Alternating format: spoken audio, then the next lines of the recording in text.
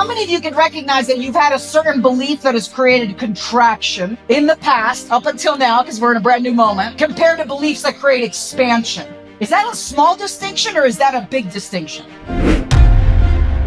I'll give you one example, and here's a diagram I put of an iceberg, right? The conscious mind is just the tip of the iceberg. So someone may consciously want to achieve a vision, but subconsciously they might not believe that they have what it takes to make it happen, or that they're not good enough to succeed in that area. Your beliefs are influencing your perception, they're influencing your actions, they're influencing what you do, what you even believe is possible, and they're influencing your values, your core values. The compass that is determining our decisions is our core values. So the distinction is, how many of you have had certain fears that are irrational fears, but they felt very real for you and you were reacting based on an irrational fear? So it's having the discernment to really recognize what is a true, authentic fear, which we don't want to get rid of fear, and we can't get rid of fear. Fear is there to alert us. It's there to inform us. It's there to activate our attention. But there are people that have fear of things that are irrational, based on past hurts, wounds,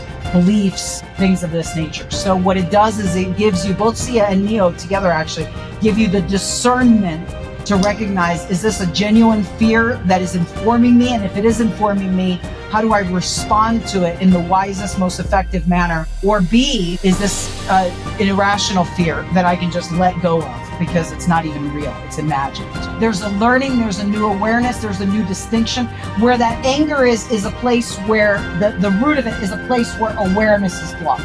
So if awareness is blocked, doesn't that make sense where if someone jumps to conclusions, something is happening, but the awareness is blocked that is causing that jumping to conclusions. And it's being triggered in this emotion. So the first question I have is this. If you were to say, what's an emotion that comes up for you?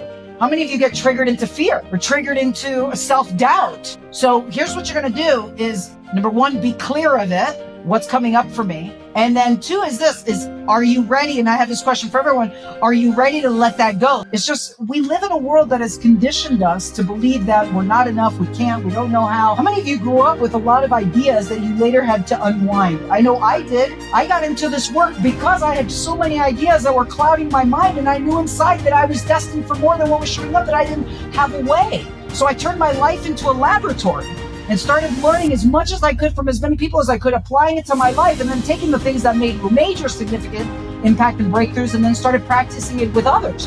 And when I saw consistent success with others, like, what do you do when you have an experience that impacts your life and changes your life? You want to share it. You want to give it to people. You want to see other people have this type of breakthrough. So here's the thing I want you to get from this story, is that whatever your greatest challenges can become your greatest gift. Whatever your greatest challenges can become a portal for your greatest work and your greatest expression. Bringing the heights of your vision in is about removing what's blocked it. That's why Yoda in Star Wars says, you must unlearn what you have learned. Self-doubts, the insecurities, the reactions, the playing small. So I'm right here with you every step of the way. So I want to acknowledge your awareness and your commitment, and we'll go step by step together.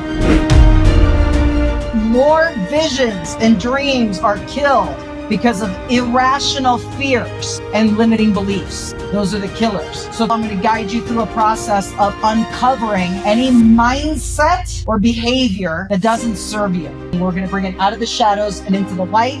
I'm going to guide you through a transformational process, hands-on. So get that distinction. Excellence is I'm going to continue to evolve it. I'm going to show up. I'm going to do my best. I'm going to put my A game on. And once I'm done, I'm going to debrief it. What was great? What could be better? How do we improve it? Here's one little hack that you can do to support you. Once you're clear on the 80-20 rule and get clear on what those top 2 to 3 actions are that are the game-changing actions, is be clear on what that 20% is and put those activities at the beginning of your day, the very first things you do. If it's in business, I guarantee you the phone has something to do with it. Making calls. So who in the past has been like, it's got to be perfect? Switch perfection for progress. That's celebrating the wins. Start celebrating progress. Don't just celebrate the big end result. As you celebrate progress, you create more momentum towards progress. Celebrate them at the beginning of the day, at the end of the day. Go, hey, here's the progress I made at the end of the day. That's one of the great things. What progress did I make towards this vision? What momentum did I build towards this vision?